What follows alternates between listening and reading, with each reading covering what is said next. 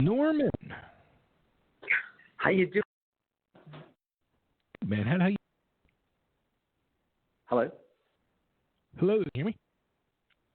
Oh, yes, you're just kind of breaking up there. How about now? There you go. All right, cool. So, dude, I got to ask the number one question. What the hell is it like working with Tommy Lee? Awesome, actually. Surreal, to be perfectly honest, the way that it came together. But he's one of the coolest dudes ever, man. I worked with him when we were in Murder FM, and we were working on a track called We the Evil that we remixed. And, dude, it was just awesome, man. He's such a nice dude. I was going through a divorce at the time, and he actually coached me through a lot of it. Well, I guess he's a professional in that area, too. Yeah, no, right? It was crazy, man. He would call in and check on me, and we used this app called Boxer, and we would talk back and forth, and it was super cool, man. And we've stayed friends since, actually. Oh, that's cool. But it was cool. crazy. I remember putting a chair on top of my mom's bed, when I was 5 years old, and pretending it was a drum riser, and I was jamming out to shout at the devil. You know what I mean? Oh, that's awesome. That's freaking awesome.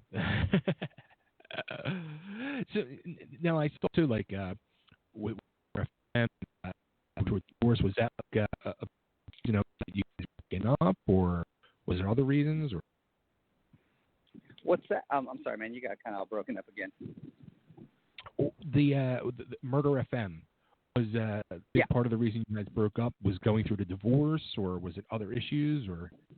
Yeah, no, I mean, Murder FM was it was tricky, man. We had done very well in the underground scene for quite some time, man. We had really, done a lot of the ditch digging and the grunt work as far as an independent band is concerned.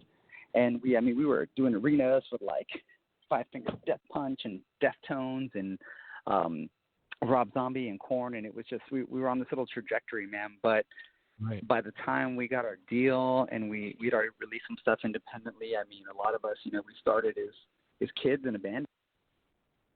The four of us had a car payment, and we came out on the back end with mortgages and children, and it was just we had been working it and I don't know if you're familiar with a band called At the Drive-In, that's also from where I'm from, El Paso, and those dudes turned into Sparta and Mars Volta.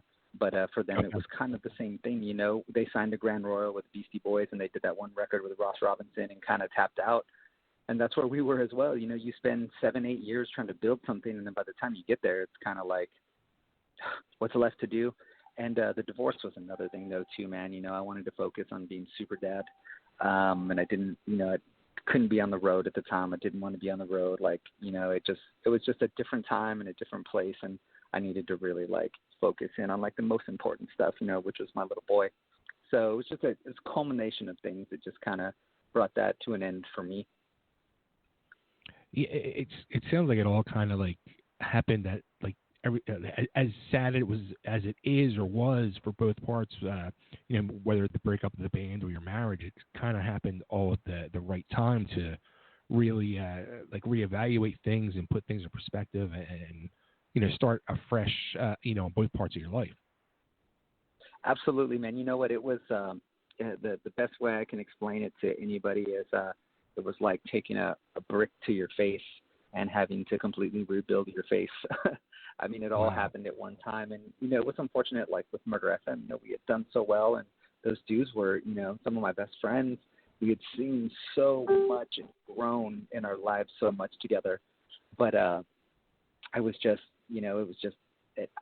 we were going to need to make a change as a band as it was, because we had been doing it for so long up to that point that it was if we wanted to transcend that glass ceiling, we were going to have to make a change, in a way that a band AFI went from being a fire inside to AFI. I was we might have to rebrand or change our sound a little, or we're wearing black all the time, let's wear all white or something, it was time for change there.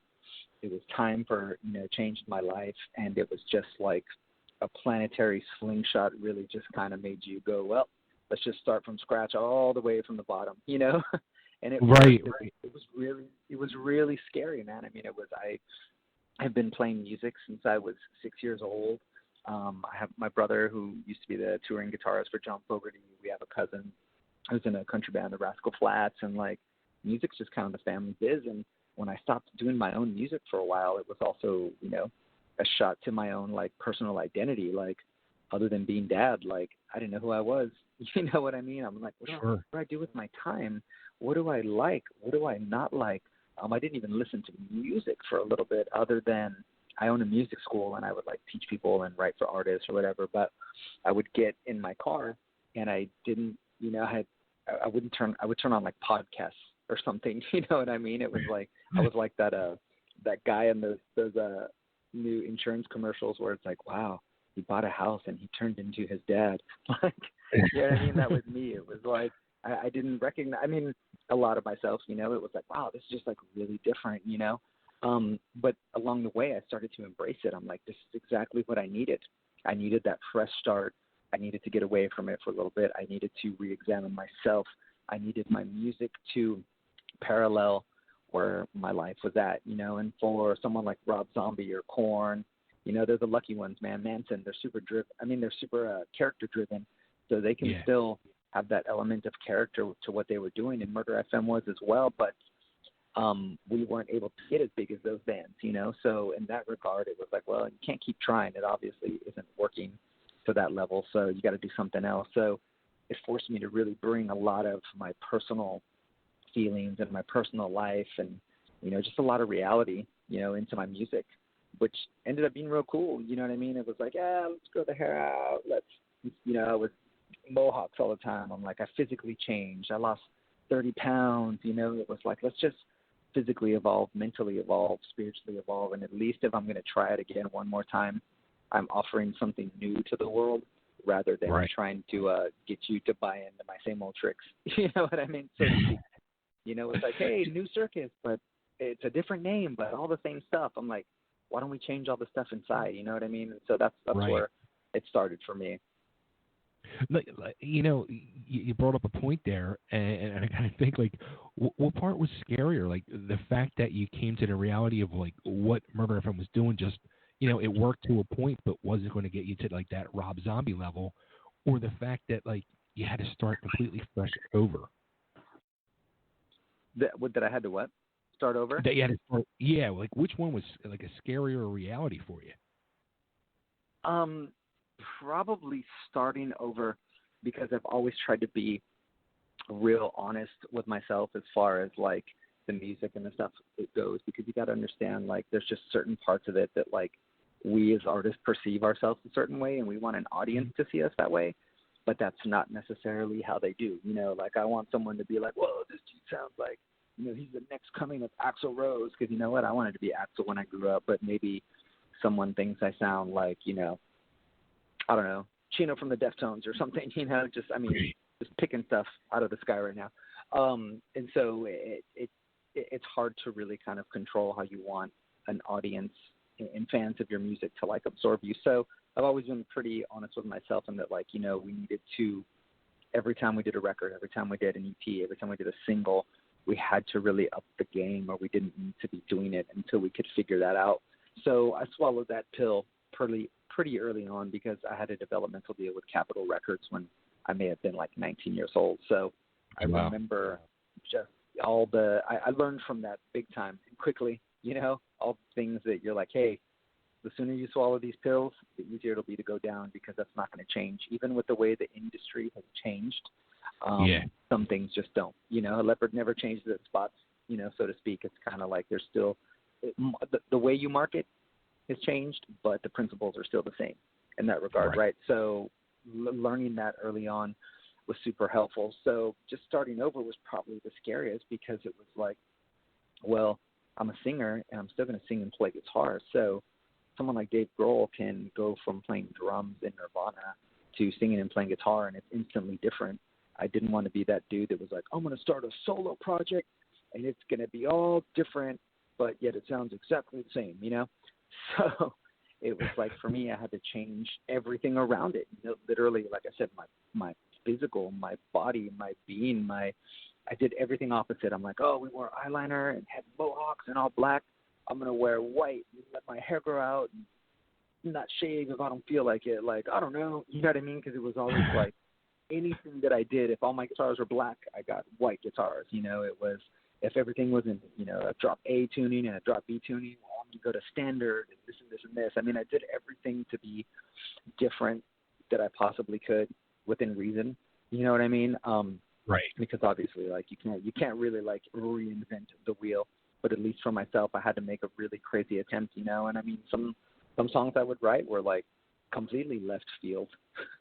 Was like, I don't even like know what I'm doing right now. And so that's part of the process that took a long time. But that was also a really fun part, because with not having an actual band and it just being me, I was able to do whatever musically needed to happen, you know. So if I needed to have a song that had a banjo and a kazoo, you know, then that's what it was going to be. I didn't have to think like, oh, I don't have a banjo kazoo player, so I can't do it, you know. Or, you know, for Murder FM, we had a certain sound and it was a stock setup, and it was like you had to write for that. And so to a certain degree, you already had, you know, it's in place. You know, you couldn't really grow, which made it kind of difficult, you know, and that was part of it too, as I knew we had to grow. So it ended up being fun, but man, it was scary as hell, dude, you know. And I was by myself for a lot of it, you know.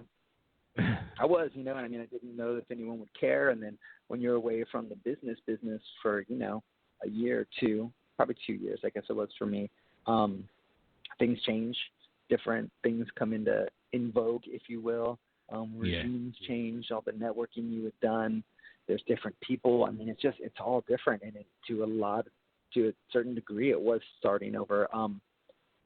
But which was great that for whatever reason, you know, I'm super thankful Murder FM had a name, and I was lucky enough to have a name within industry circles that people were willing to take a chance to see what I had. And since it was different, it was cool too, because it was like, all right, you know, this dude, he's legitimately trying something different. So, you know, people got behind it, which was really cool. So to see it pop up on, you know, Billboard and, you know, all kinds of stuff like that has just been really crazy. Like, I'm like, wow, dude, I didn't even think I was going to get 5 streams and 2 downloads, much as I learned on Billboard, you know, so this is really awesome. Yeah, that had been what was it, like number 1 most added on rock mainstream when it first came out? Mirror Mirror? Yes, it was, and I think we're at 5 weeks now on Billboard, the Rock Top 40, which is, I mean, for a band or a project at this level, especially at this time of year, with all the heavy hitters coming out, Five Finger Death Punch, Greta Van Fleet, you know, Hailstorm, I mean, you name it, just like all the big dogs dropping records for summer and festival season. It's like, for us to even get that far and sit there is really huge, you know, like it really says something. You know, it's really a testament to the people that are getting behind it, because it's like, we shouldn't even be there.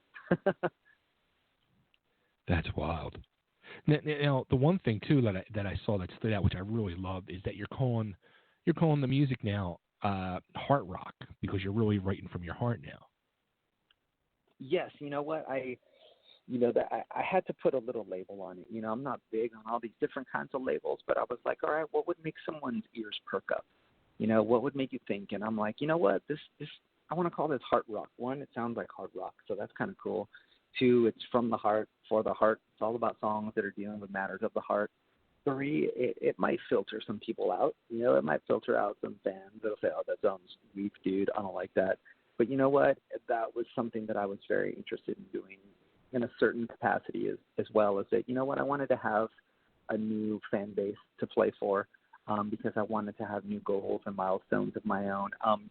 I wanted to change the minds of some people that didn't initially like it and go, hey, that's pretty cool, you know. And for some people that just wouldn't be into it, it was kind of like, well, you know, I don't want to worry about people that aren't going to like it anyways. I'd really rather focus on something special for everybody that would. So it was my way of trying to kind of like set the tone for what I'm doing, and really, you know, let you know, like, I set out to do something different. Do you think this is truly the most like personal you've really gotten with writing your music? Absolutely. Every song I've ever written started with a kernel of truth and from a personal experience, but really quickly manifested itself into something a little more general, into a story, into, drawn from, friends around me and their experiences and life stuff. It was never really like directly coming from me, because I always wanted to keep it general, especially I never wanted someone to think, did you write that song about me? Did you, whatever it could be, right?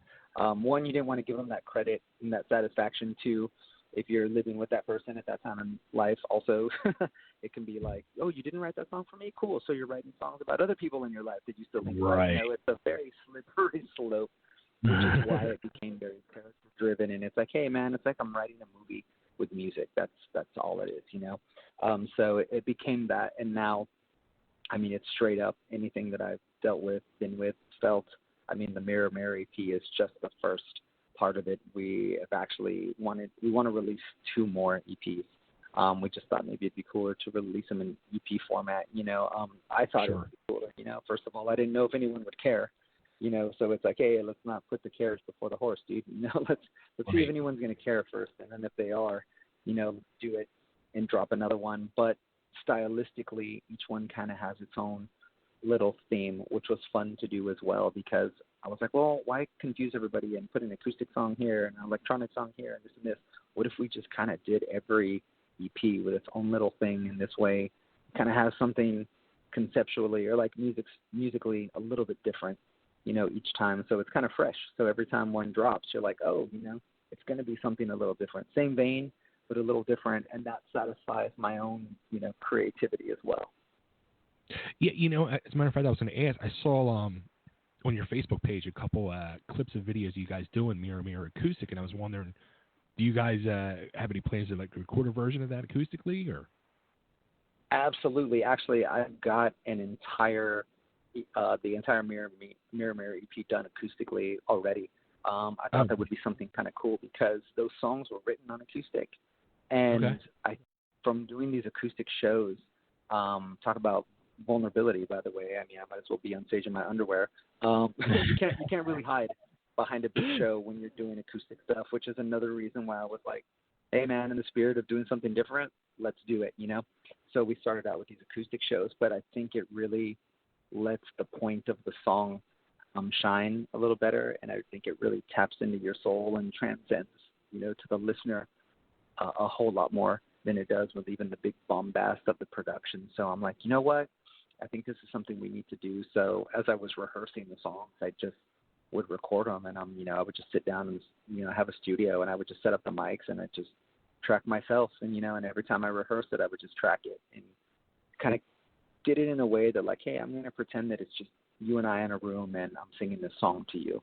So that way, that presentation that you got, it wasn't completely produced, maybe a sour note here and there, whatever, but it was as real deal as it could be. So that's kind of fun too. So it was another challenge for me. Like I'm really big right now. I'm like trying to challenge myself to do new and different things because I can't expect, someone listening to want to keep listening if I'm not really trying to give something new every time around, Sure.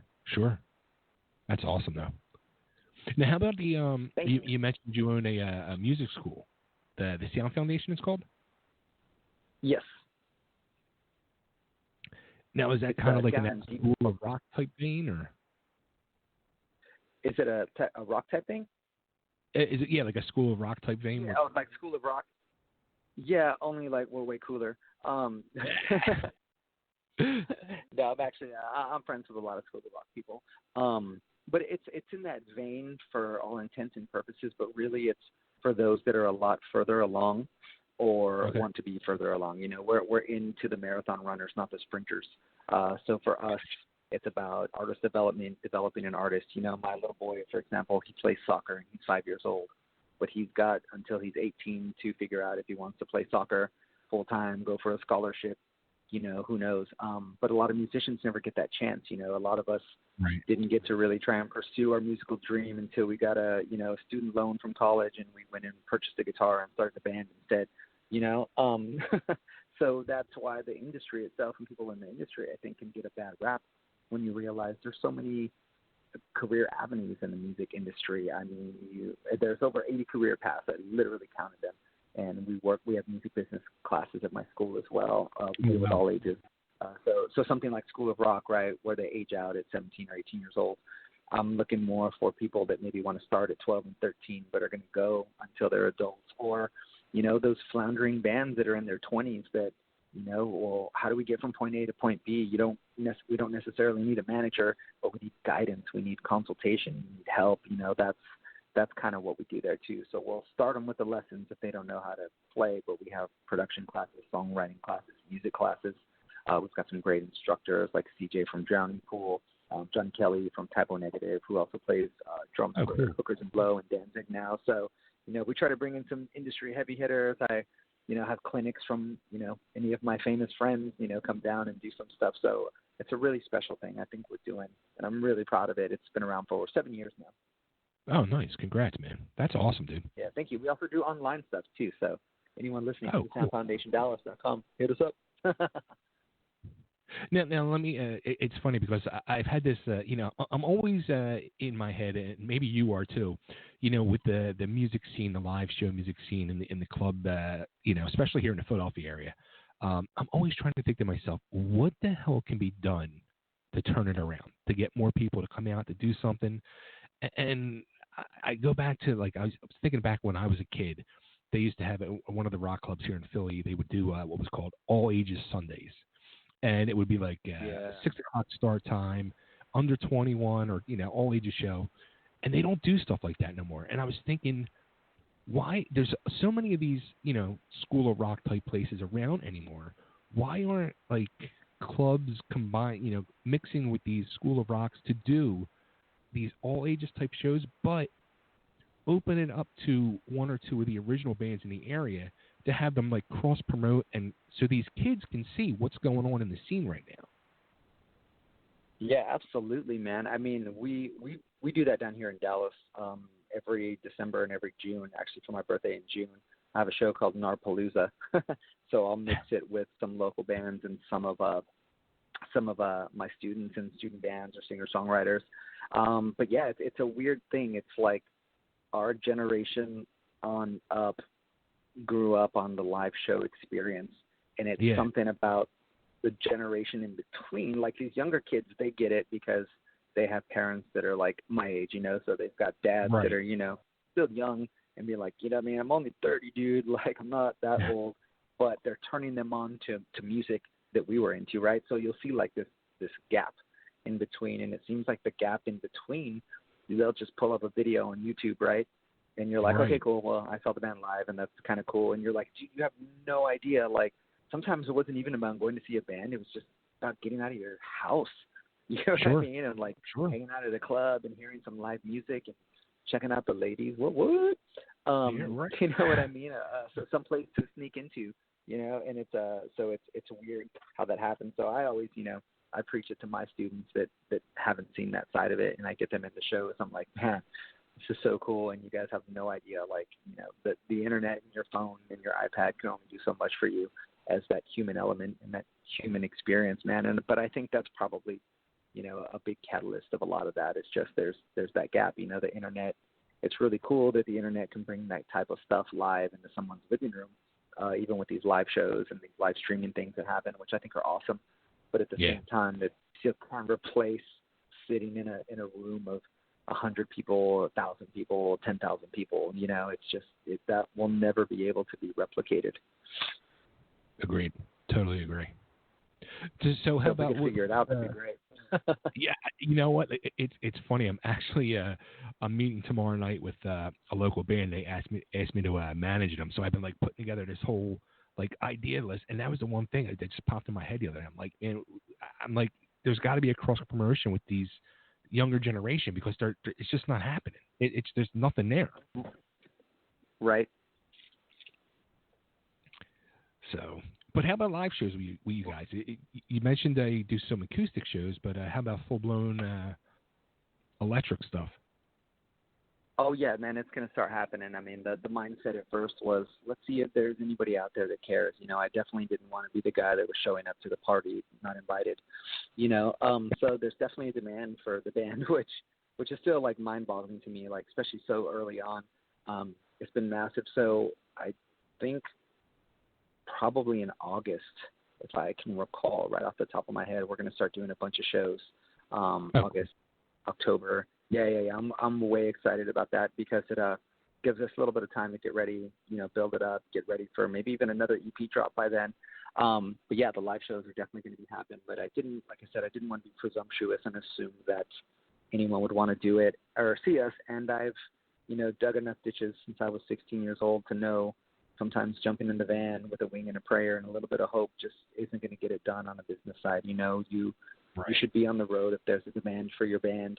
If there isn't, spend a little more time building the band before you go and do that. You know what I mean? Because it's changed so much. Before it used to be jump in the band, let's get a show at a really cool club, and there's going to be an audience, a built-in audience. Those days existed once, but they don't so much anymore.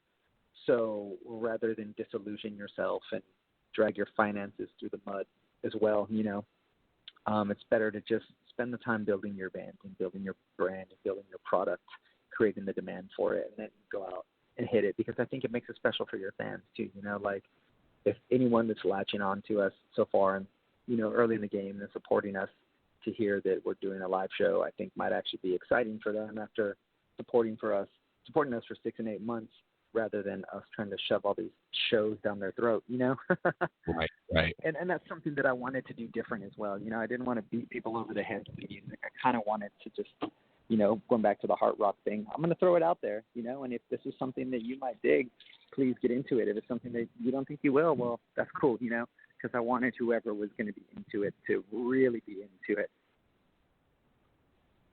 Absolutely. I think it just makes it better for everybody. I agree. I totally agree. Cool. Well, I'm loving that. I'm loving what I hear. It's cool. Thank you so much, man.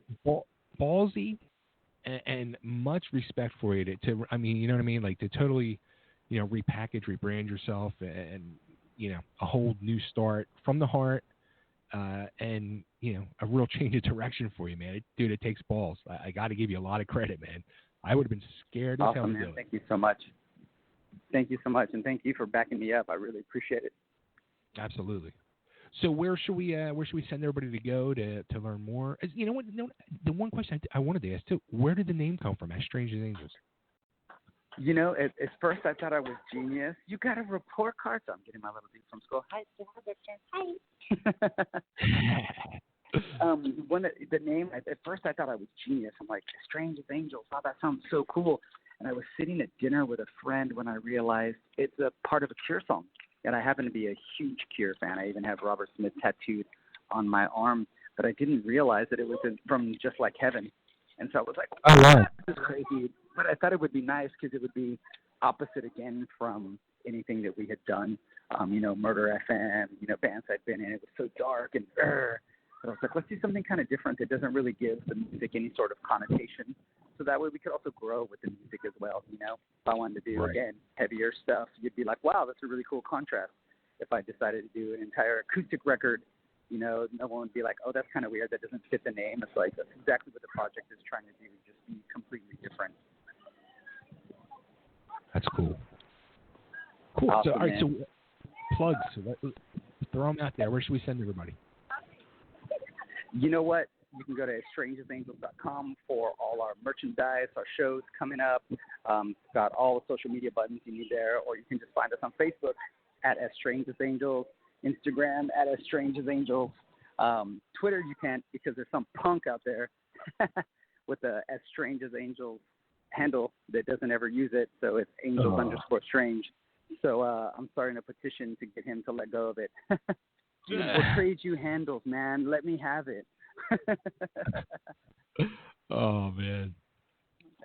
Yeah, get on that. Get that Twitter. That's right. But, yeah, please do. Yeah, man, get on it. Facebook, Instagram, our website, you name it. You love it. We're still at a really cool point where I can actually have the time to be able to speak with people and, talk to everyone that, messages us on social media, which is really cool because, for Murder FM, let's say, and things got so big that it was like we became a machine, which is really awesome, but you couldn't actually be in touch with everybody. And we're still at that level where I'm grinding it out myself, and I'm enjoying it, actually. I've embraced that, and I love it. That's cool, man. That's super cool. Well, dude, congrats with everything. Much continued success, and welcome back to the music business. Hey, you know what? Thank you very much for having me, and thank you for being an early believer, man. I really, really, really do appreciate it. If there's one thing having to start over has really taught me, it's appreciation for every little bit of support that anyone gives you, man. So I have to make sure that you know that. Thank you so very much. Thank you, man. Much appreciated. Back at you. Thank you, buddy. All right, man. Take care. You have a good one. And you say too. What's up to Philly for me? Yay! Absolutely, man. When you come out, you got to come out here and let's do some cheesesteaks, buddy. Oh, we will. We'll do cheesesteaks, and I'll get a chant going on from the stage. EC Dub, EC Dub. I guess you know my past then, huh? I do my homework too. That's awesome. Cool. Let's do it. And I'm a huge wrestling freak, dude. So that'd be awesome. Oh, that's awesome. Yeah, man. Do it. ECW. Awesome, all the way. Thank you. Dub. You know it. You know it.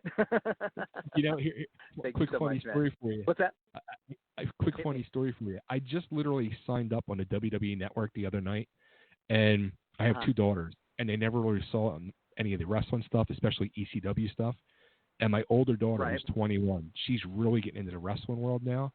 And I sat and showed her November to Remember 1995, and she sat there for 2.5 hours with her mouth on the floor. She was just like, "You guys were freaking nuts.